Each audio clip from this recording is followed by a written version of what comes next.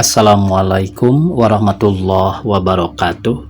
Pamirsa subscriber YouTube Mang Cecep Goro Bacep anu satiasa tuhu manco di mana wae ayana.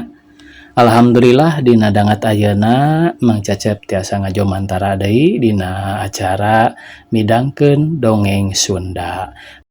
Meneraskeun hanca dinten kamari anu judulna Mapai Jalan Kanaraka bagian ka-14. Ieu yasana Kimasram. Sata can dipedari ya dongengna sakumaha biasa ngahaturkeun rebu nuhun laksa ketika bingahan ka anu tos satiasa tuhu manco ngomen oge ngalaik kana ieu dongeng-dongeng Mang Cecep Goro Bacep. Mudah-mudahan eta kasayan dibalas ku Gusti Anu Maha Suci. Amin ya Allah ya Robbal alamin. Sumangga supados teu nyangkolong teuing kana waktos wilujeng ngadangukeun.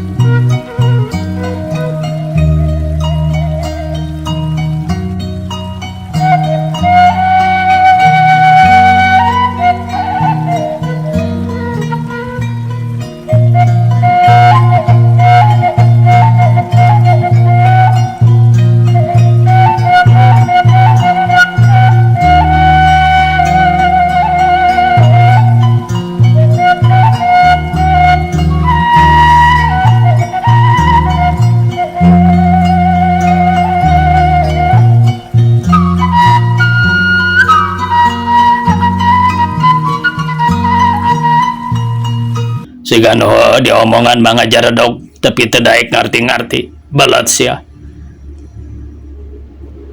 Duar juragan boran neungeul meja tapi tetep saurang oge eueuh nu nyuara kalah ngareluk kawas buok meunang mabuk.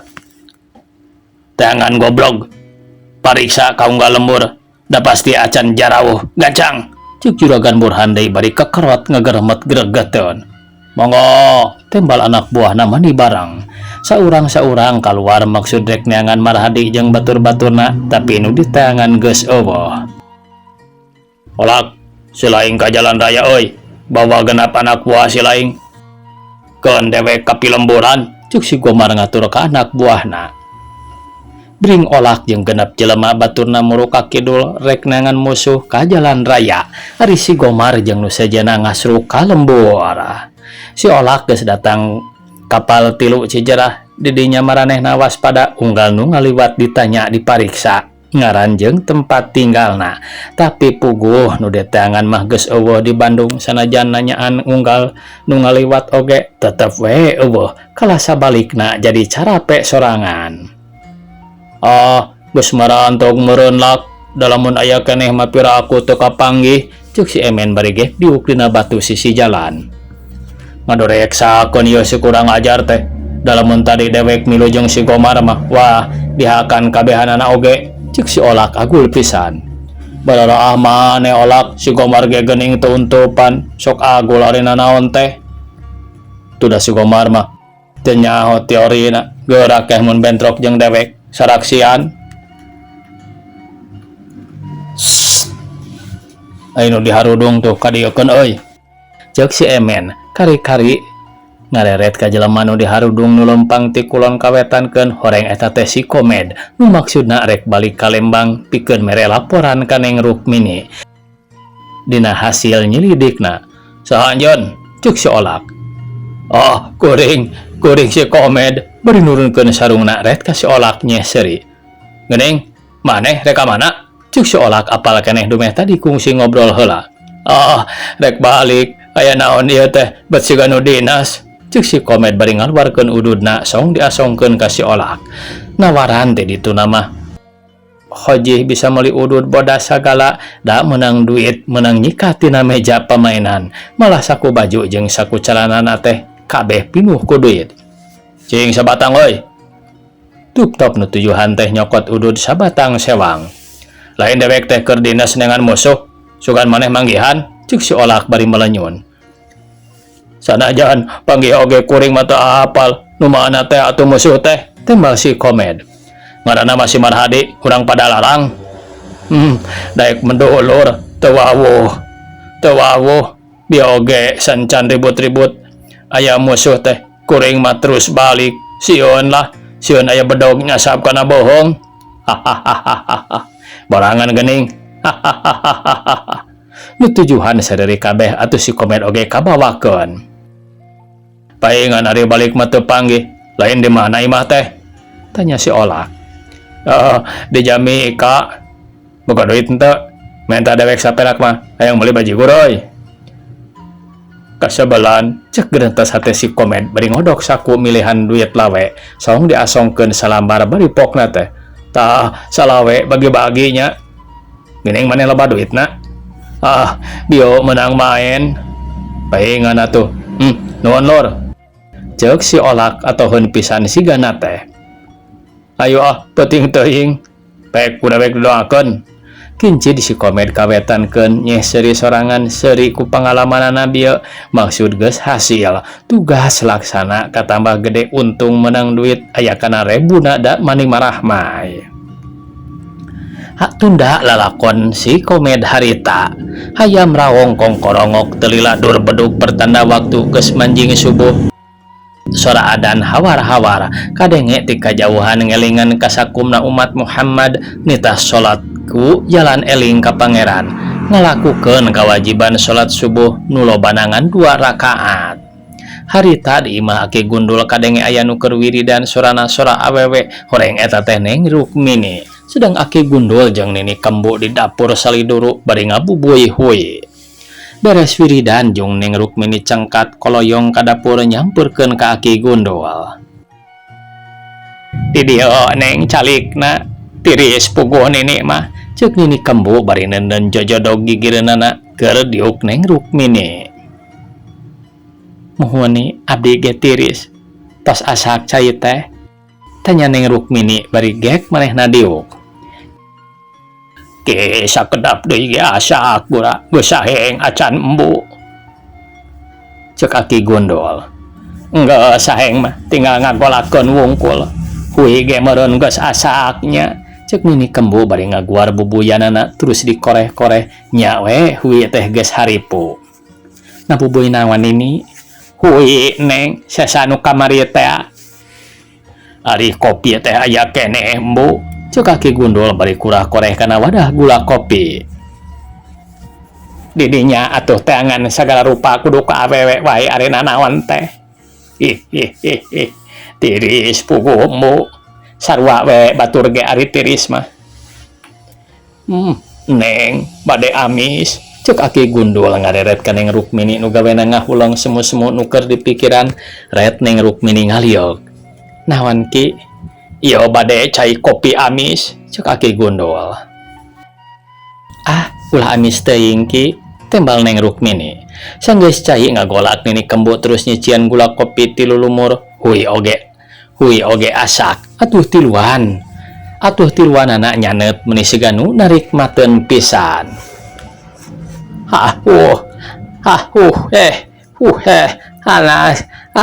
Panas. Cek Nini Kembu bari cacalangapan ngadahar bubuy huy panas da meuni siganu teu sabar. Batur mah cenah naon ieu mah. Panas ge disikat terus. Kunaon ari maneh Bu? Nu bener atuh ngomong teh. Bet kawas budak wae. Cek Aki Gundul bari gogodeg nya seuri sorangan. Ahing. Ngomong Nini Kembu maksudna mah cicing ngan teu bentes. Naon dedengean teh hayang ngising kaditu buru-buru kapacelingan atuh.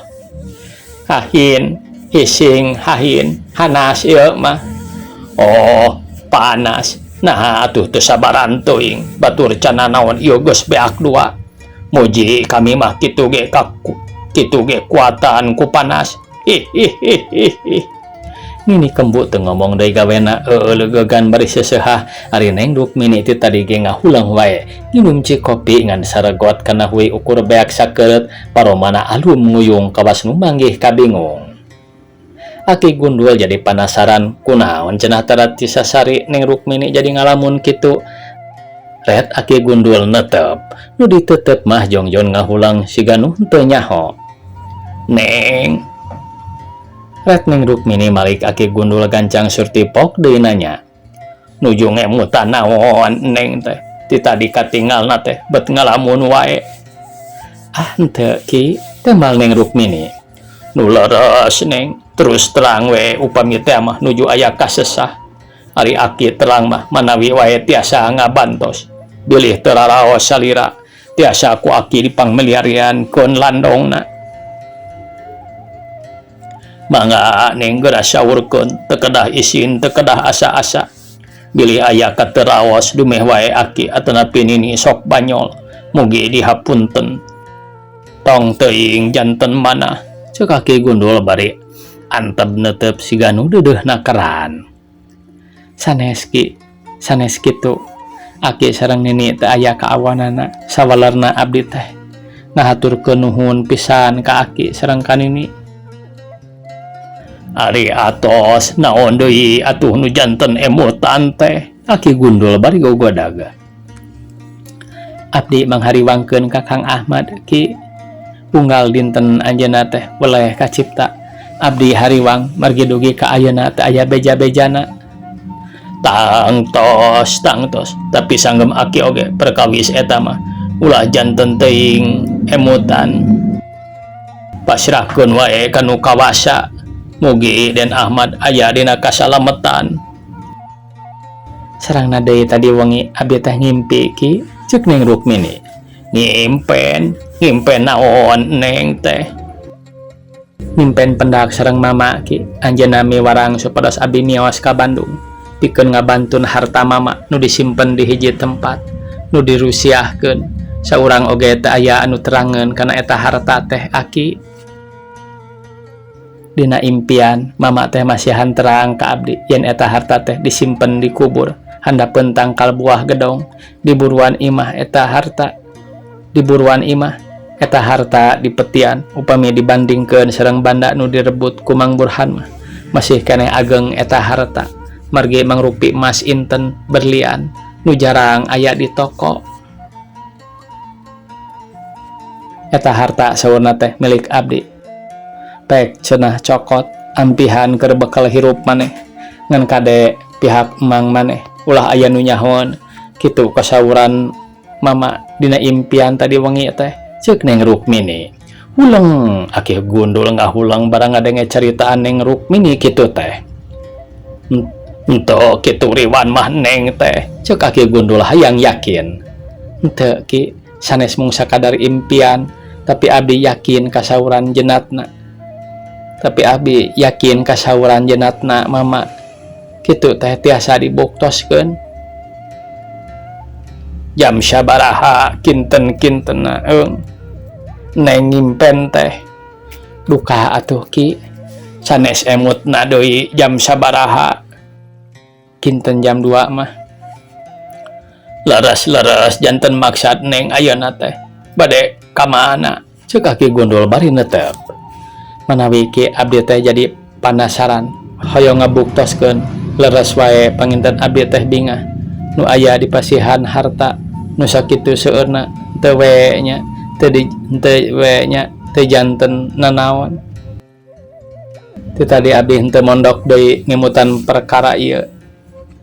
Aya maksad bade engke ka Bandung, tapi abdi hariwang margi mangkomed can uih. Kumaha atuh ki? Sae dibuktoskeun Neng, mung ulah ayeuna sae engke ngantosan si komed. Muhun ki, ceuk Neng Rukmini. Eta peti harta teh disimpenna di palih manaon bumi Neng. Diburuan ki, saur mama teh dikubur handapeun buah gedong. Upami kitu mah kedah ati-ati pisan Neng, margi satiasa-tiasa urang ulah kapendak kumaranehanana, upami kapendak tiasa bahaya. Kedah wengi nyaki sumohon. Dol, ini kembung ngagerwan. Iyo, aya naon? Baku maneh mah mun batur keur ngobrol penting teh sok ngaganggu wae. Ih, geus beurang ieu teh lain rek ka kebon. Nya geuning. Neng, tos siang ieu teh tuh panon poe oge tos luhur. Ceuk aki gundul bari jung cengkat nangtung. Neng Rukmini oge ngorejat bari menerkeun sampingna.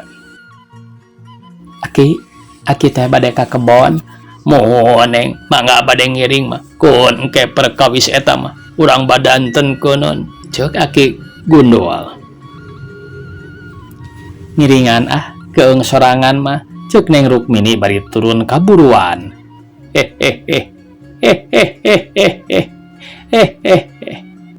Ngiring keung sorangan mah ceuk Neng Rukmini bari turun kaburuan.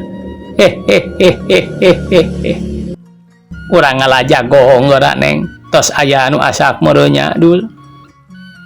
Ceuk Nini Kembu bari malik ngareret ka Aki Gundul. Pogoh we dagos umurna. Bring tiluanana arindit ka kebon rek ngalajagong teu kacaturkeun kumaha kaayaan di kebon. Gancangna wae carita kira jam 11 geus balik deui. Katempo Aki Gundul manggul karung nu dieusi ku Jagong jeung Sampo. Kakara oge dariuk geus pok Aki Gundul nanyakeun perkara harta teh. Naon wae Neng hartan dikubur teh? Saur mama mah mangrupi perhiasan emas inten berlian nu jarang aya di toko. Upami ditaksir hargana ngunggulan ti harga sawah kebon nu ayeuna direbut ku Mang Burhan. Kumargi kitu abdi hoyong pisan ngabuktoskeun, hoyong enggal-enggal ngabantun eta harta. Temal Neng Rukmini pinuh ku pengharpan senajan ceuk pikirna lamun nya eta harta kapemilik ku manehna, nya manehna rek bebas moal ngayakeun gugatan ka Juragan Burhan. Paling ge tinggal mikiran lanceukna nyaeta Den Ahmad. Nya mugi we atuh tiasa kapemilik ku Neng. Aki ngiring ngadoakeun. Upami tos kapimilik abdi moal bade manjangkeun panyerewedan. Abdi moal ngagugat ka Mang Burhan keun we da anjeunna mah tos kitu niatna. Engke tang tos aya wawalasna nu satimpal sareng kalakuanana ayeuna. Kang Parman oge moal dipiroseakeun sina senang-senang sareng Mang Burhan. Maranehna tos kengeng bagian sanaos bari henteu sah oge. Nu diemutkeun ku abdi mah Kang Ahmad sorangan. Upami Kang Ahmad aya tur eta harta tos kapimilik ku abdi bade dibagi dua sareng anjeunna ceuk Neng Rukmini. Keur kitu kulutrak panto ayeuna muka barang ku Aki Gundul ditempo horeng si Komed datang. Atuh Neng Rukmini bungaheun ka cida. Mang Komed, hasil Neng, cuk si Komed can ka jero can naon ge geus nyerengeh nyebut hasil. Syukur atuh sok ka jero. Nya bet kawas nu nyemah wae, ceuk Aki Gundul baringi sediukna ka jero. Alah Komed eta baju lalintuh kitu sakuna. Bo duit lain eta teh, ceuk Nini Kembu olohok neutup ka si Komod. Artos ieu teh Nini aya milik Mang teh.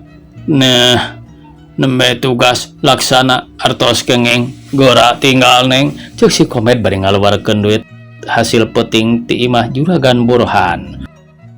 Burulu duit nu ditamrukeun di tengah puguh kabeh oge arolohok heran ti mana si Komed menang duit.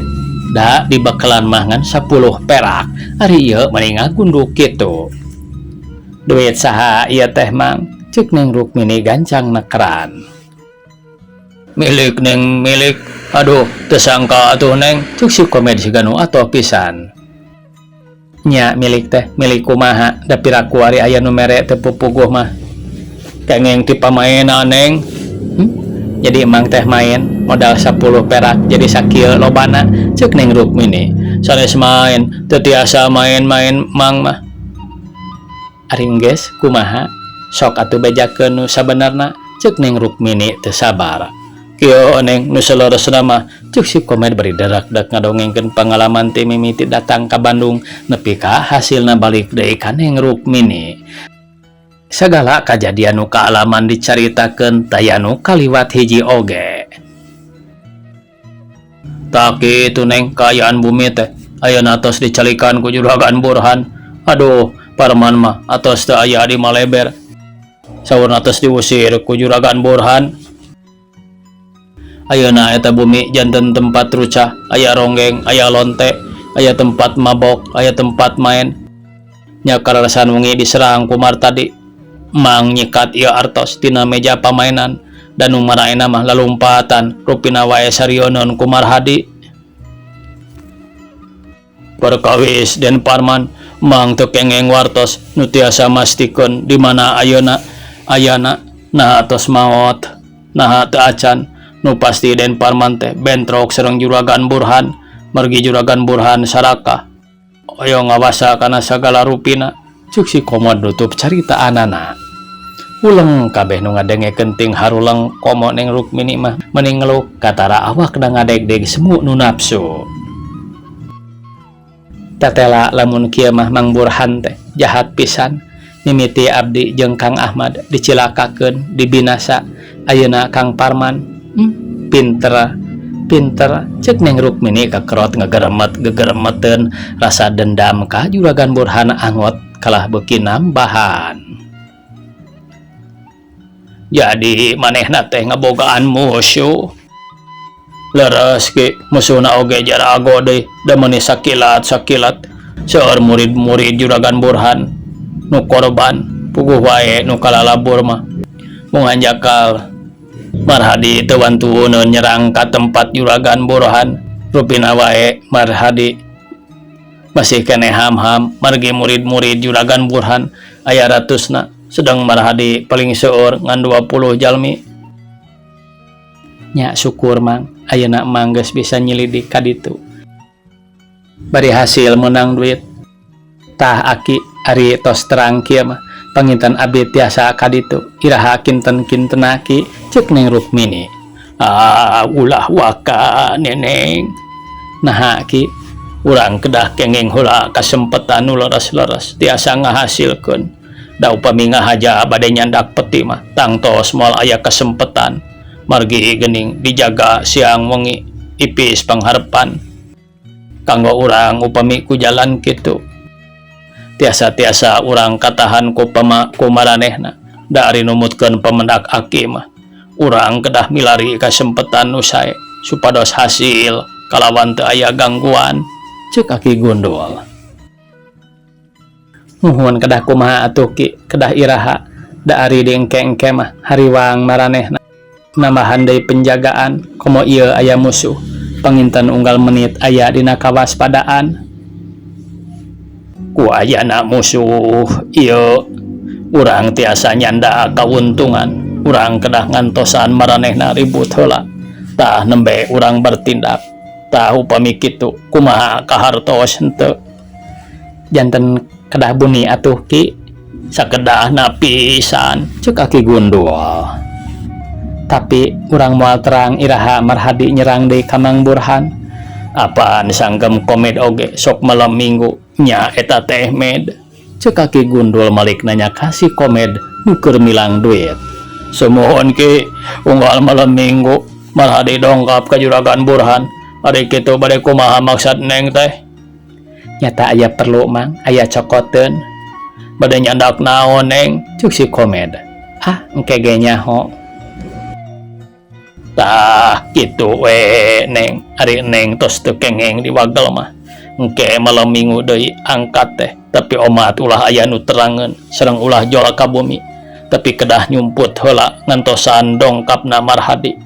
Upami pihak Marhadi tos bentrok sareng pihak maranehanana, didinya neng kedah enggal-enggal bertindak. Datang tos pihak maranehna moal aya nu merhatikeun ka eta tempat. Sadayana riweuh ngalayanan pihak Marhadi mu ngadamelna kedah cepet, kedah beres sateu acan rengse nu bitotama, cek Aki Gundul ngatur siasat. Sumuhun kahartos upami kitu mah, cek neng Rukmini bari unggut-unggutan. Bilih neng peryogi ku tanaga Aki, insya Allah di mana waktosna Aki bade nyarengan. Sawios Ki, ulah waka ngiring ka ditu ka dieu Aki mah. Margi sanes bade ngahaja bentrok. Engke upami tos teu tiasa dibereskeun ku abdi. Tangtos abdi nyuhunkeun tulung ka Aki. Kitu sae manggawe badami sareng komed.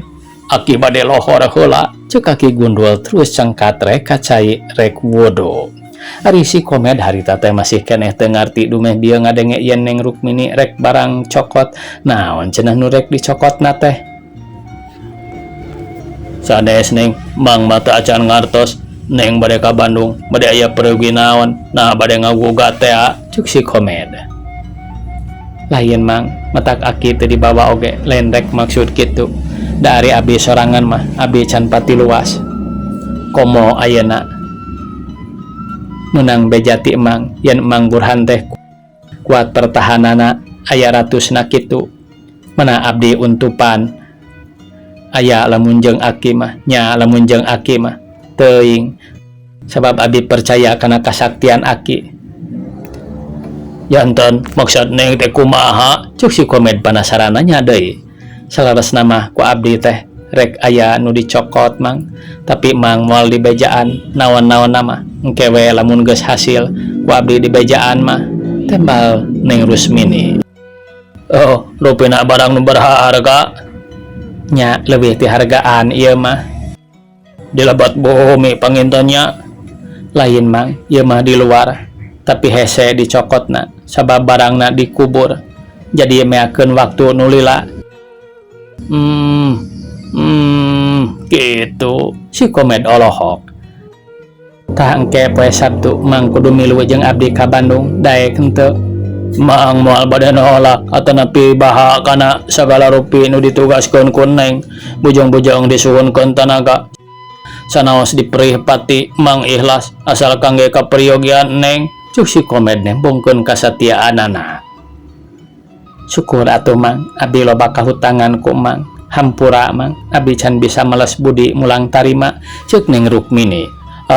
Sawios Neng, perkawis eta mah ulah janten emutan. Mang ikhlas ngabantos salira kalawan teu aya maksad pamulang jasa. Syukur pek ayeuna mah gerang ngaso heula, ceuk Neng Rukmini. Jung si Komed jengkat koloyong ka tukang niatna rek sare dumeh ti peuting tadi manehna teu sare pisan, tapi kakara oge rek ngagoler dina dipan. Nini Kembo datang ngagonjak. Waktosna kabujang sae pamiarsa sakitu nu tiasa kapihatur. Wassalamualaikum warahmatullahi wabarakatuh.